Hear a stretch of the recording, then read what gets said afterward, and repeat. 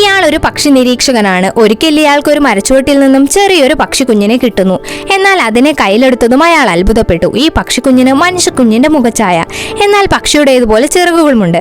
അയാൾ ആ പക്ഷിക്കുഞ്ഞുമായി വീട്ടിലേക്ക് പോയി. അയാളുടെ വൈഫിനും ഈ കാഴ്ച കണ്ട് അത്ഭുതമായി. അവർക്കാണെങ്കിൽ വർഷങ്ങളായിട്ട് കുഞ്ഞുങ്ങളും ഉണ്ടായിരുന്നില്ല. ആ പക്ഷിക്കുഞ്ഞിനെ അതിന്റെ അമ്മ അന്വേഷിച്ചു വരും വരെ വളർത്താൻ അവർ തീരുമാനിക്കുന്നു. പക്ഷിക്കുഞ്ഞിന് ഫ്ലോറ എന്ന് പേരുമിട്ടു. അങ്ങനെ ഫ്ലോറയ്ക്ക് ഡ്രസ്സൊക്കെ ഇട്ടുകൊടുത്ത് സുന്ദരിയാക്കി. എന്നാൽ അവളുടെ ചിറകുകൾ മാത്രം പുറത്തേക്ക് കാണാമായിരുന്നു. അത് മറയ്ക്കാനായി അവർ ഒരു സോക്സ് കൊണ്ട് കയ്യുറയൊക്കെ തയ്ച്ചു കൊടുത്തു. അങ്ങനെ അവളെ അവർ പള്ളിയിലേക്ക് കൊണ്ടുപോയി. അവിടെ ആളുകളെല്ലാം കുഞ്ഞിനെ കാണാൻ വന്നു. കുഞ്ഞിനെ ഒരുങ്ങുമ്പോഴേക്കും അവർ അവിടെ നിന്ന് പോവാണ്. അങ്ങനെ ദിവസങ്ങൾ കഴിയുന്തോറും ഫ്ലോറ വലുതായി വരികയാണ്. അവർക്കിപ്പോഴും അവൾ സ്വന്തം കുഞ്ഞു തന്നെയാണ്. ഒരിക്കൽ നോക്കുമ്പോൾ ഫ്ലോറ പറക്കാൻ ശ്രമിക്കുന്നതാണ് കാണുന്നത്. കുഞ്ഞുങ്ങൾ പിച്ച വെച്ച് കാണുന്ന സന്തോഷമായിരുന്നു അവർക്ക്. എന്നാൽ ഫ്ലോറയുടെ ചിന്ത മുഴുവൻ പറക്കണമെന്നായിരുന്നു. രാത്രിയിൽ അവരുടെ കൂടെ തന്നെയാണ് ഫ്ലോറ ഉറങ്ങിയിരുന്നത്.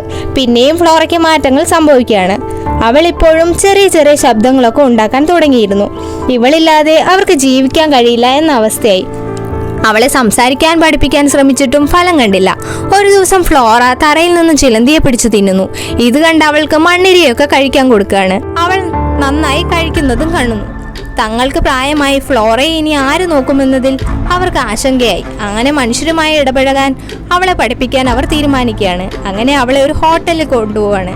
അവിടെ വരുന്ന ആളുകളെ കണ്ടുപഠിക്കാൻ, അവർ ഫുഡ് കഴിക്കുന്നതും പെരുമാറുന്നതും ഒക്കെ മനസ്സിലാക്കാൻ. എന്നാൽ ഫ്ലോറയുടെ കണ്ണ് അവിടുത്തെ കിളിക്കൂട്ടിലെ കിളികളുടെ മേലെയായിരുന്നു. അത് കണ്ടതും ചിറക് വിടർത്തി ഇവളും പറക്കാൻ ശ്രമിക്കുകയാണ്.